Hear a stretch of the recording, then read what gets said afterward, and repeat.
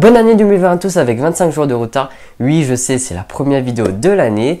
Et aujourd'hui, on va parler du futur de l'iPhone. Écran tactile, Siri, Touch ID ou encore Face ID, on ne peut pas dire que l'iPhone n'a jamais innové. Sans parler de leur écosystème puissant iCloud, qui est un service de stockage ultra sécurisé, l'Apple Watch, qui est un précurseur des montres connectées, ou encore l'HomePod, qui est pour moi l'enceinte ultime en complément d'Apple Music. Depuis que je travaille dans un magasin agréé Apple, les clients me posent souvent la question: quelle est la différence entre l'iPhone de l'année dernière, donc le XS, et l'iPhone 11 Pro? Et ma réponse restera toujours la même: amélioration en autonomie, vidéo, photo, puissance et une petite amélioration du design à l'arrière qui est l'arrivée du troisième capteur photo. Et c'est tout. Et même si je compare à l'iPhone X, ma réponse restera toujours la même si c'est un iPhone qui date quand même de 2 ans. Sauf si bien sûr je le compare à l'iPhone 8 où là je pourrais dire un écran borderless, donc un gros changement de design qui apporte déjà Face ID et aussi l'apprentissage de nouveaux gestes. De l'iPhone 6 à l'iPhone 8 et de l'iPhone X à l'iPhone 11 Pro, Apple n'a fait qu'améliorer la photo, l'autonomie, la vidéo et la puissance, qui sont quand même des éléments essentiels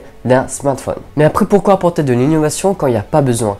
Et il est là le problème. Il faut se dire qu'Apple ne va pas que se concentrer sur l'innovation de l'iPhone, même si l'iPhone est quand même le produit phare de la marque. Mais selon moi, il prépare quelque chose de plus grand que l'iPhone. iGlaze, les lunettes connectées d'Apple. Oui, ça pourrait être le nom des futures lunettes connectées d'Apple. Mais iGlaze consisterait à quoi? À remplacer l'iPhone? Ou juste à être un accessoire qui complète l'iPhone comme le fait très bien l'Apple Watch? Sauf que là, ça sera directement sur vos yeux et non sur votre poignet. La réalité augmentée. Oui, la réalité augmentée sera l'élément essentiel de ces futurs produits. Imaginez tout simplement des lunettes qui affichent un itinéraire devant vos yeux et tracent un trajet devant vous qui vous indique avec des flèches où il faut tourner. Et là, certains vont me dire: oui, mais Robin, cela va entraîner des accidents si l'itinéraire occupe notre champ de vision. Et non, c'est le principe de la réalité augmentée. Par exemple, quand vous conduisez, une personne traverse devant vous. Vous allez voir la personne traverser devant vous, mais vous allez bien sûr voir le feu rouge, le passage piéton, des voitures qui circulent, etc. C'est ça la réalité augmentée. Donc la réalité augmentée est censée vous montrer une flèche au loin en 3 dimensions et non en 2 dimensions. Donc cela ne pourrait pas perturber votre champ de vision. Donc bien sûr, il n'y aura pas d'accident. Imagine juste quand tu rentres dans un magasin, par exemple un Apple Store, où quand tu rentres, tu vois des produits apparaître devant toi avec leur fiche technique. Donc par exemple un iPhone avec la fiche technique en dessous et son prix. Et imaginons qu'il y a des soldes, ça met une promotion, etc.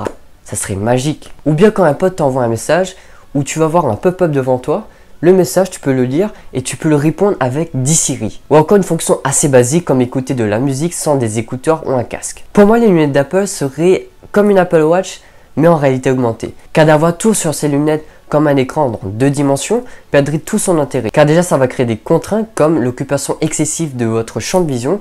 Donc ça va créer des accidents sur la route ou encore des bousculades avec des personnes. Et je pense pas qu'Apple va sortir ce genre de lunettes, car sinon autant ne pas sortir le produit s'il n'y a pas de réalité augmentée. Mais la question que je me pose aujourd'hui, c'est: est-ce qu'avoir ces lunettes signifie avoir forcément un iPhone? Est-ce que l'iPhone serait obligatoire comme l'Apple Watch? Je pense que oui.